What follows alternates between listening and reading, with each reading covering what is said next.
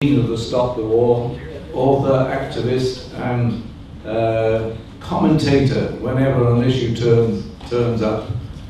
We'd be very pleased to welcome her to Wales. Thank you very much, John, and I'm always happy to be in Wales. And I grew up in West London and I was taught by Welsh teachers, and people know that generation who came from the valleys in the 1930s and went to Slough and to West London, and I knew many of them as neighbours and friends, and I have been to Wales many times, perhaps not spoken enough, but I'm very, very happy to come down in the future.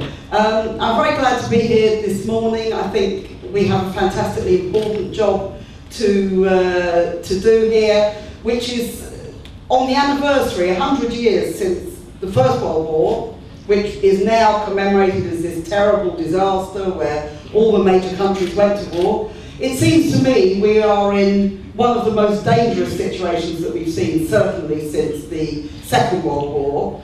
And I think all of us who've spent, in many cases, many, many years campaigning for peace and against war, I think it is a very, very frightening situation, and I fear that the summit this week is aiming to make it more frightening, because what they are talking about doing is, and effectively what these summits are for, is to bring all the different world leaders together, in this case all the NATO leaders, and to coordinate their plans. That's what the aim of it is. The reason they can't do it by phone, or they can't do it by teleconference and all the sort of things that might save all of us here a lot of time and inconvenience, the fence around the castle and all the other things, is because they want to produce a line, a narrative that they want to give to us about why, as Medea said, every single NATO country is supposed to be spending more, why Russia is an existential threat to all of us, why, as David Cameron said on Friday, there is now a greater terror threat in this country than there has been for many years. That is what they want to do, and over the next week we will hear all of them,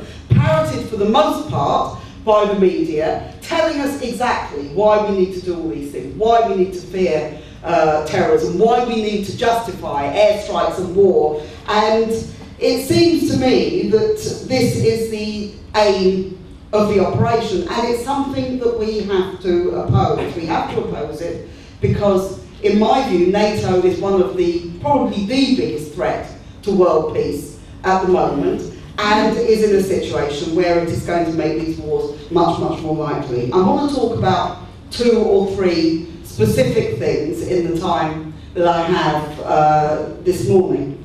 The first is the situation in Iraq and Syria. It seems to me almost unbelievable that 11 years after we all marched against a war in Iraq, 2 million of us marched in February 2003, and millions more around the world, all the countries represented here on the platform, marched against the war, and everything that we said then has proved to be true, and even worse. More refugees, more dead, more killing, the fragmentation of the whole country, the destruction of the infrastructure, all of the different things we talked about. It is almost incomprehensible that today the United States is bombing Iraq again. And it's doing it in the name, as it always does, in the name of humanitarian intervention. I think we have to be very, very sceptical about these so-called humanitarian interventions. If they were really humanitarian, they wouldn't support the Israelis over the bombing of Gaza. They wouldn't be supplying arms to Israel. But we also have to be very sceptical because in every single case, the so-called humanitarian intervention has made the situation worse. It has killed more people than the number of people it was supposed to save.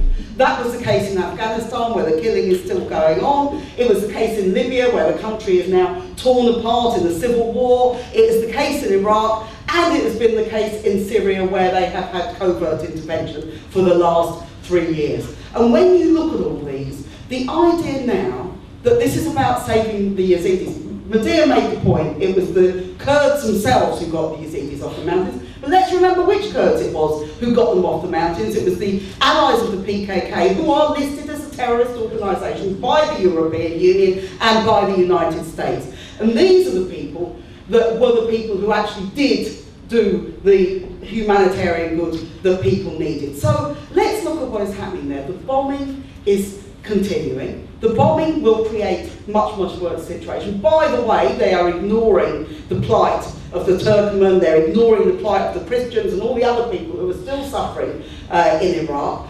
And they are allowing a situation where the war will get much worse. And when they talk about ISIS, you know, ISIS is the latest bogeyman after Al-Qaeda, after the Taliban, after Saddam Hussein, after all the ones that they create. Who created ISIS in the first place? Who funded ISIS in the first place? Do people know that ISIS is still shipping oil across the Turkish border to sell in order to finance their operations? Now, when you start looking at this, the complicity of Turkey, the complicity of Saudi Arabia, the complicity of Qatar are all absolutely immense in this, and yet they turn around and say this is about supposedly 500 British fighters.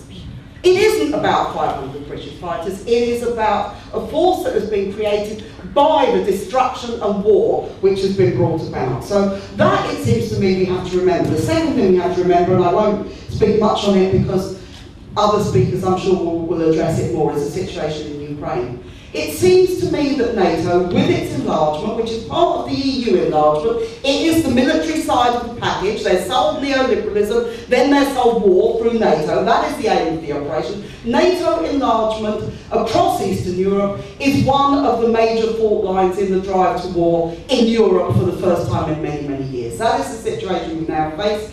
And it is a situation where, again, Russia is being made the bogey, is the person who is the most dangerous, you know, the most dangerous person. That simply is not true. It simply is not true when you look at the situation. You look at NATO's military compared to Russia's military.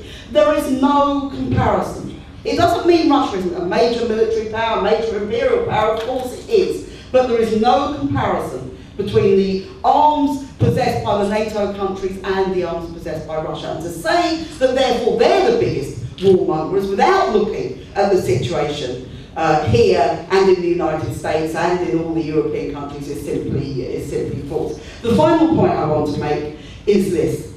We've talked about the security here in Cardiff. We've talked about the way in which 10,000 police.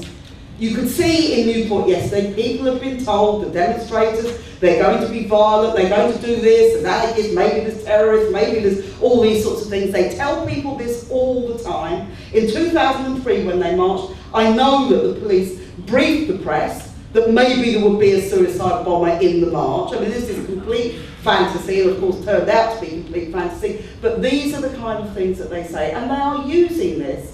They are using the supposed threat of war for two things. One is to crack down on civil liberties, the right to protest, the right to demonstrate, the right to speak out, and they're particularly targeting the Muslim community. And of course they target the Muslim community. Now they're supposed to be not just extremists but terrorists, and this idea that the Muslim community is to blame for the disaster which is the Middle East. The Muslim community is not to blame. In fact, they stood up in huge numbers and demonstrated in 2002 and 2003 to stop this. And we have to say, as part of our movement against war, we're also against the attack on civil liberties and the racism which is growing in Europe and which is focused on the Muslim community. So I think we have a tremendous opportunity here today and this week to make these points. I hope that we'll be able to do so as forcefully as possible. I hope as many people as possible will take part in all the different events. And I think it is a time when we have to stand up, because these wars are not going to go away. We will have to demonstrate and organise conferences and all the other things, because we are in a period where they are bringing us war, and we have to build a mass anti-war movement. Thank you.